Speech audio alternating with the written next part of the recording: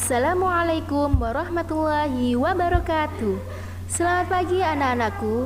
Senang sekali kita dapat berjumpa kembali dalam pembelajaran daring SD Islam Tompo Kersan Lumajang. Semoga kita semua pada hari ini diberikan kesehatan oleh Allah sehingga dapat mengikuti pembelajaran daring. Amin. Untuk materi pembelajaran tema hari ini yaitu pada tema 3, tokoh dan penemuan, subtema 2, penemuan dan manfaatnya, pembelajaran 4, 5, dan 6. Bersama saya, Ustazah Eva Faradina Putri Lestari. Baik anak-anakku yang sholih-sholihah, sebelum pembelajaran kita mulai, marilah kita berdoa terlebih dahulu. Bismillahirrahmanirrahim. Raditu billahi rabba wa bil islami dina wa bi muhammadin nabiyyan wa rasula. Rabbi zidni ilma warzuqni fahma waj'alni minas sholihin. Ashhadu an la ilaha illallah wa ashhadu anna muhammadar rasulullah. Baik anak-anakku, sebelum pembelajaran kita mulai, jangan lupa siapkan alat tulisnya terlebih dahulu ya. Tujuan pembelajaran kita hari ini, yang pertama, merefleksi diri terhadap pelaksanaan kewajiban sebagai pelajar. Yang kedua, mengidentifikasi kalimat efektif dalam teks eksplanasi. Yang ketiga, dampak penemuan komputer dalam bidang iptek. Dan yang keempat, memainkan alat musik dengan nada yang tepat. Nah, baik anak-anak, untuk materi kita yang pertama yaitu merefleksi diri terhadap pelaksanaan kewajiban sebagai pelajar. Anak-anakku, datang tepat waktu ke sekolah merupakan salah satu kewajiban sebagai seorang pelajar. Ketika kita tidak melaksanakan kewajiban, maka akan membuat orang di sekitar kita menjadi tidak nyaman. Nah, maka dari itu, mari kita laksanakan kewajiban dengan penuh rasa tanggung jawab ya. Baik, untuk selanjutnya, silahkan kalian perhatikan pada gambar berikut ini. Pada gambar yang pertama, terdapat seorang anak yang sedang membuang sampah sembarangan.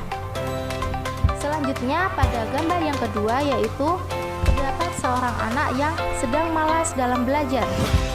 Dan pada gambar yang ketiga, terdapat beberapa pelajar yang sedang mengerjakan tugas kelompok.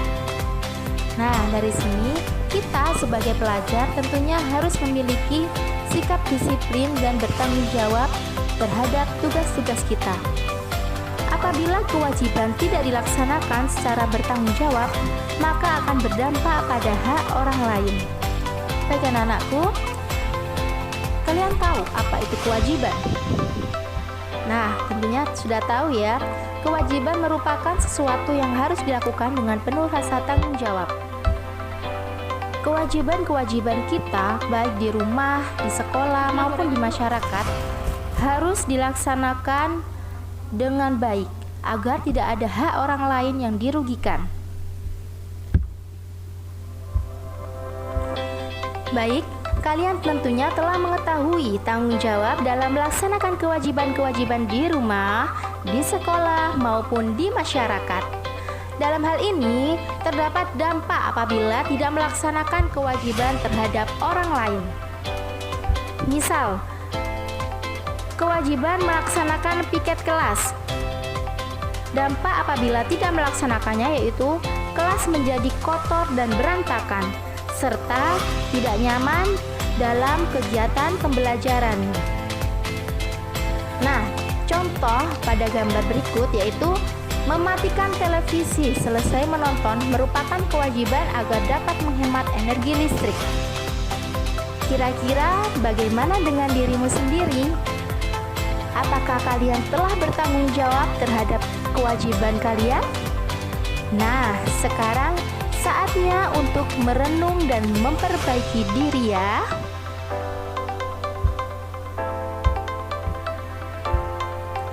Anak-anak yang saya banggakan, perlu kalian ingat, dalam melaksanakan kewajiban sebagai pelajar akan membantu kita mengikuti kegiatan belajar dengan baik. Untuk selanjutnya, kita akan pelajari materi yang kedua, yaitu mengidentifikasi kalimat efektif dalam teks eksplanasi. Baik, sebelumnya Ustazah ingin tahu, apakah kalian mengetahui apa yang dimaksud dengan teks eksplanasi dan kalimat efektif? Baik, Ustazah akan menjelaskan terlebih dahulu apa yang dimaksud dengan teks eksplanasi dan kalimat efektif. Teks eksplanasi terdiri atas beberapa paragraf yang berisi informasi penting. Pada paragraf tersebut disusun menggunakan kalimat efektif. Nah, kalimat efektif merupakan kalimat yang sesuai dengan kaidah tata bahasa, baik itu ejaan maupun tanda bacanya. Adapun ciri-ciri kalimat efektif yaitu yang pertama, menggunakan kata-kata baku. Yang kedua, terdiri atas struktur kalimat yang berurutan dan bermakna logis. Maksud dari bermakna logis di sini yaitu suatu perkataan ataupun kalimat yang dapat masuk akal atau dapat diterima dan dipahami menurut penalaran. Kalimat efektif tersusun secara sistematis dan mudah dipahami.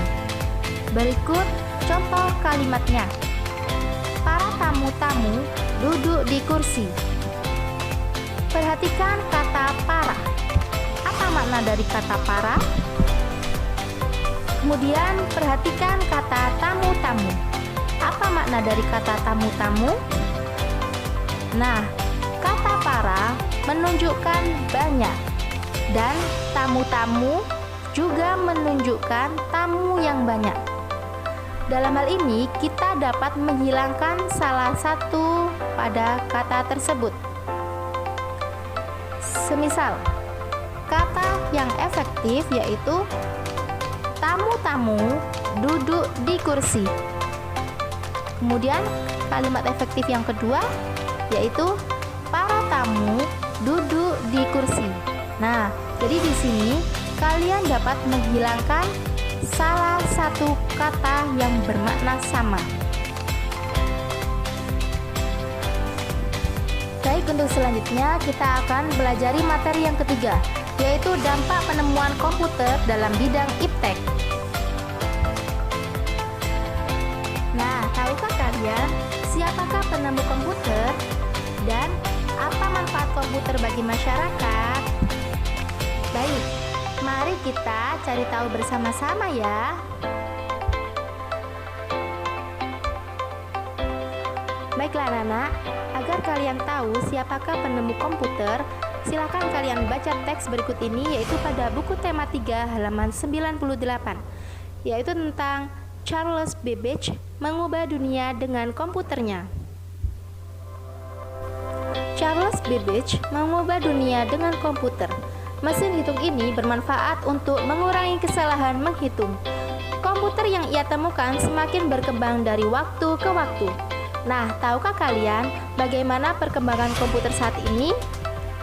Nah, agar kalian mengetahui perkembangan komputer mulai dari tahun 500 sebelum Masehi sampai saat ini, silahkan kalian baca pada buku tema 3 halaman 99. Komputer dapat mempengaruhi kehidupan masyarakat dan dunia pendidikan. Berikut ini merupakan pengaruh komputer dalam kehidupan masyarakat. Penemuan Babbage membawa perubahan dalam kehidupan masyarakat hingga ia dijuluki sebagai Bapak Komputer. Contoh perubahan tersebut yaitu yang pertama, masyarakat lebih mudah mengirim surat elektronik atau surel maupun email. Surel dikirim melalui jaringan internet yang terpasang pada komputer. Selanjutnya yang kedua yaitu masyarakat dapat membeli barang tanpa ke pasar. Pada masa kini, kegiatan jual beli juga dapat dilakukan melalui komputer. Kemudian yang ketiga yaitu dapat menyimpan data dalam jumlah besar. Data tersebut dapat berupa dokumen, foto, audio, maupun video.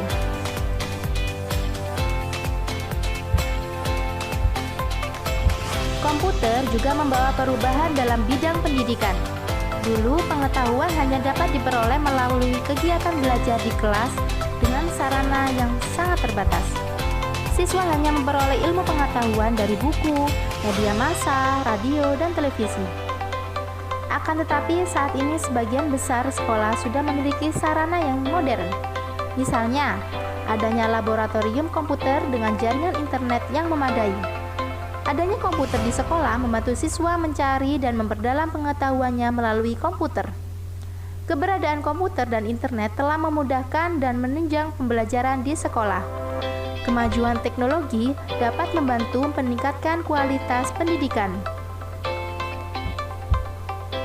Baik anak-anakku, untuk materi yang keempat yaitu memainkan alat musik dengan nada yang tepat. Anak-anak, kita dapat menyanyikan sebuah lagu dengan menggunakan alat musik bernada do, re, mi, fa, sol, la, si, do.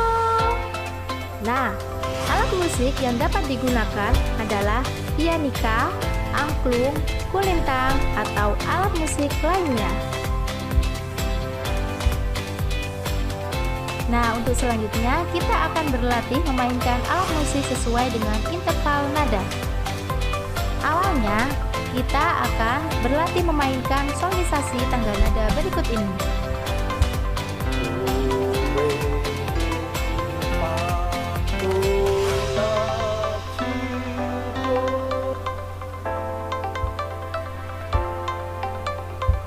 Berikut ini merupakan nada-nada dengan berjarak satu nada. Silahkan kalian coba berlatih dengan membunyikan nada-nada berikut ini dengan menggunakan alat musik. Untuk selanjutnya yaitu berikut nada-nada yang berjarak dengan setengah nada. Silahkan kalian bisa mencoba berlatih dengan menggunakan alat musik. Berikut ini merupakan nada-nada berjarak dua nada. Kalian dapat mencobanya dengan menggunakan alat musik di rumah. Dan berikut ini merupakan nada-nada yang berjarak satu setengah nada. Kalian bisa mencobanya dengan menggunakan alat musik di rumah ya. Nah, bagaimana nada solih-solihah? Penjelasan Ustazah mudah dipahami bukan? Nah, ingat selalu pesan Ustazah ya. Jangan lupa jaga kesehatan dan tetap semangat belajar. Jangan bermalas-malasan ya. Saya Ustazah Eva dari SD Islam Topo Kersan Lumajang mengucapkan selamat belajar di rumah, belajar bersama keluarga. Terima kasih atas perhatiannya dan sampai jumpa di video pembelajaran yang lainnya. Wassalamualaikum warahmatullahi wabarakatuh.